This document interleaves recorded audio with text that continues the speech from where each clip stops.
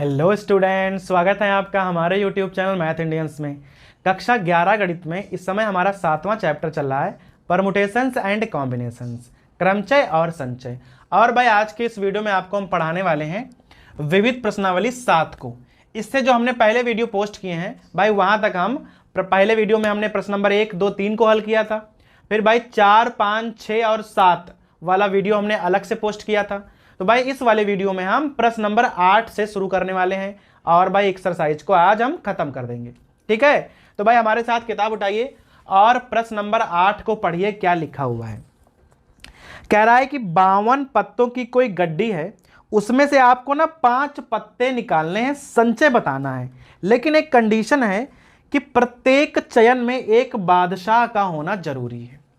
भाई इस प्रकार का एक सवाल हम पिछली प्रश्नावली में लगा चुके हैं, बस वहां पर था कि एक इक्का होना जरूरी है और यहां पर है एक बादशाह का होना जरूरी है। दोनों सवाल एकदम सेम है और सेम ही आंसर आएगा। अब ध्यान दीजिएगा, आपके पास भाई मान लो कि 52 पत्ते हैं, ठीक है, उसमें से आपको 5 पत्ते चूज करने हैं, लेकिन एक कंडीशन है कि बादशाह एक होना चाहिए। तो बादशाह को अलग किया है ना उसने, तो हम गड्डी में बादशाह को अलग कर देंगे। तो बादशाह होते हैं गड्डी में 4, तो उसके अलावा 48 पत्ते और हो गए। ये हमारे 4 बादशाह लिखे हुए हैं। अब देखना, हमें कुल मिलाकर 5 पत्ते निकालने हैं, उसमें से एक बादशाह का होना जरूरी है। तो पहले आप 4 में से एक बादशाह निकालोगे, फिर 48 में से बाकी के 4 पत्ते निकाल लोगे, तो आपके पास कुल मिलाकर 4 1 5 पत्ते मालूम हो जाएंगे। अब देखना, 48 से अगर आप 4 पत्ते निकालोगे, भाई संचय निकालना है तो 48C4, 4 में से एक बादशाह निकालना है, देन 4C1। ये हो गए हमारे कुल संचय। बस आपको हल करना है। 48C4 है, 4 बार इसको खोलना पड़ेगा, 46 और यहां हो जाएगा 45। नीचे फैक्टोरियल 4 को खोलोगे तो इस प्रकार से खुलेगा। 4C1 का मान होगा 4, तो यहां 4 4 कैंसिल, 3 दूना 6 और 6 अठे 48, 45 अट्ठे होंगे 360 और यहां लिखे हैं गुणे 47 और गुणे 46। तो भाई गुणा तो काफी आसान है, तो इसे आप स्वयं ही कर लीजिएगा और भाई आपको आंसर मिल जाएगा कि 52 पत्तों से हम 5 पत्ते कैसे निकाल सकते हैं, जबकि उसमें एक बादशाह का होना जरूरी है। यह है हमारा प्रश्न नंबर 8। अब भाई प्रश्न नंबर 9 को देख लीजिए।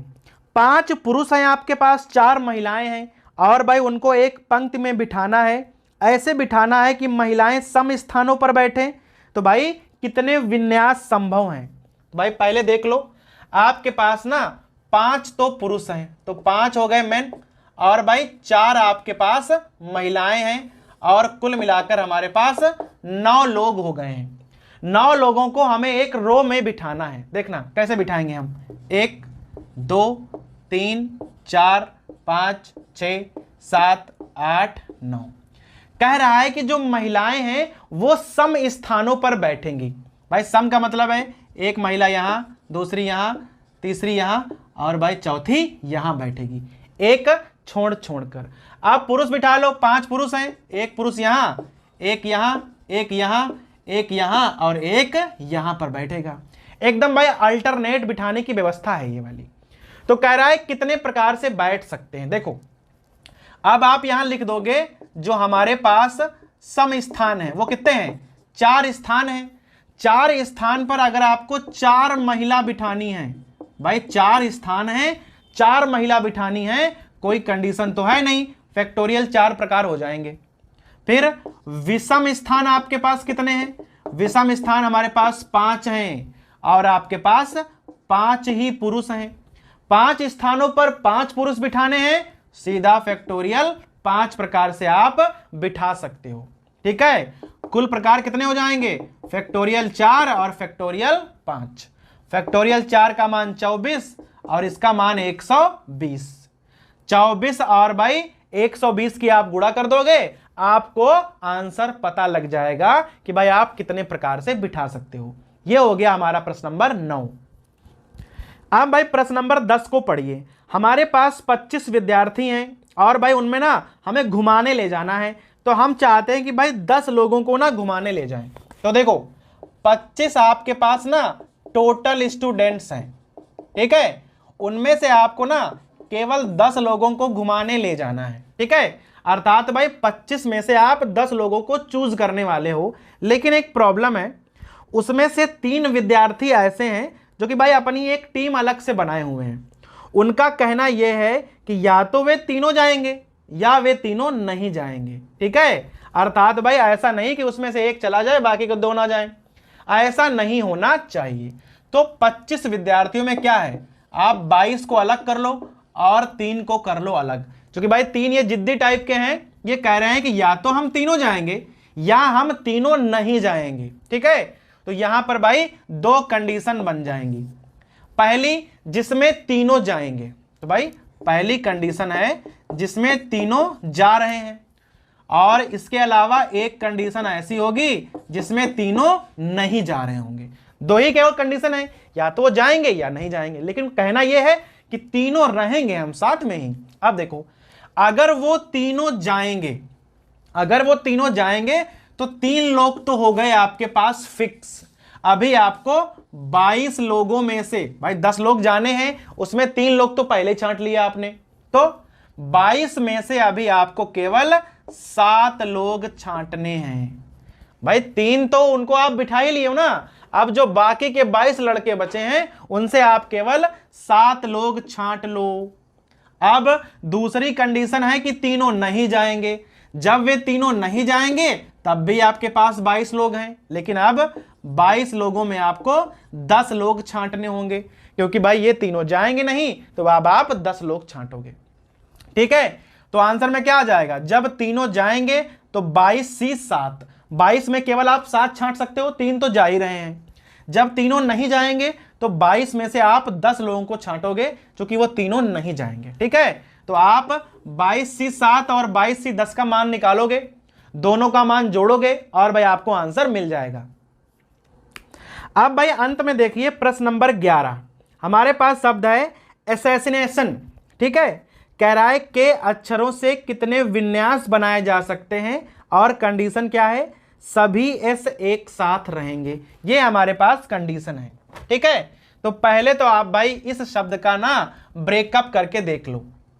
1 2 3 4 5 6 7 8 9 10 11 12 13, कुल मिलाकर हमारे पास 13 अक्षर हैं। पहली बात, उसमें देख लो कि कौन से ऐसे अक्षर हैं जो एक से अधिक बार आए हैं। तो देख लो, जो हमारा एस है वो 4 बार आया है, 2 बार 2 बार 4 बार हो गया। जो ए है वो हमारे पास यहां भाई 3 बार आया है, तो 3 बार हो गया हमारे पास ए, 1 2 3। उसके अलावा जो एन है वो 2 बार है, तो 2 बार एन आया है। और भाई उसके अलावा कोई दिख रहा है आपको, आई भी 2 बार आया है, 2 हो गया आई, 4 3 7 2 9 2 11। उसके अलावा हमारे पास 2 ही अक्षर बचते हैं, एक तो है टी और दूसरा है ओ, जो कि एक एक बार आए हैं, ठीक है। अभी आपने पूरा ब्रेकअप कर डाला। अगर आपसे यहां पूछता कि यहां कुल शब्द कितने बनेंगे, हालांकि ये पूछा नहीं है लेकिन आपको हम बता दे रहे हैं, अगर यहां पूछता कि कुल शब्द कितने बनेंगे तो आप निकालते फैक्टोरियल 13। भाई 13 लोग हैं, फैक्टोरियल 13 देख लो, यहां हो जाएगा फैक्टोरियल 4, फैक्टोरियल 3, फैक्टोरियल 2 और फैक्टोरियल 2। ये आपका आंसर हो जाता कब, जब कहता कि भाई कुल शब्द कितने बनेंगे। लेकिन उसने ऐसा नहीं कहा है, उसने कहा है ऐसे शब्द बनाने हैं जब सभी एस एक साथ रहें। अगर सभी एस एक साथ हैं तो आप ना एस को 1 मानकर चलोगे।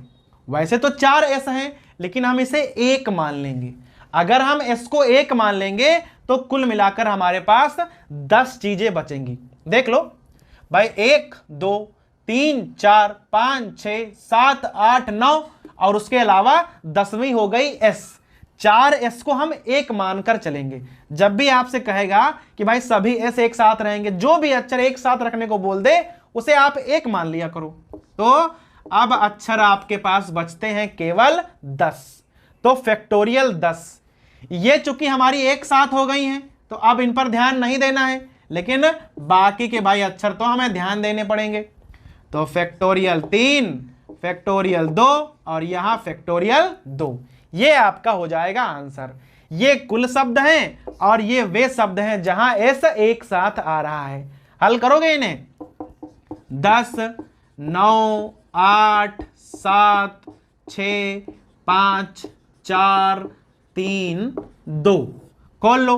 फैक्टोरियल 3 को तो 3 और 2, फिर 2 और 2, ये पूरा यहां कैंसिल, ये पूरा यहां कैंसिल, बाकी का भाई पूरा पूरा बचेगा। देखो 6 पंचे 30, ये हो गए, ये हो जाएगा आपका 300, फिर 9 72 और 72 सत्ते 72 होते हैं भाई 504, 504 और 3 गुणा करोगे तो 1512 और आ जाएंगे 00। अर्थात भाई कुल इतने शब्द बनेंगे जहां पर सभी एस एक साथ रह जाएंगी। ठीक है, तो भाई ये हो गया हमारा प्रश्न नंबर 12 और इसी के साथ हमारी प्रश्नावली समाप्त होती है और भाई साथ में क्रमचय और संचय वाला पाठ भी समाप्त होता है।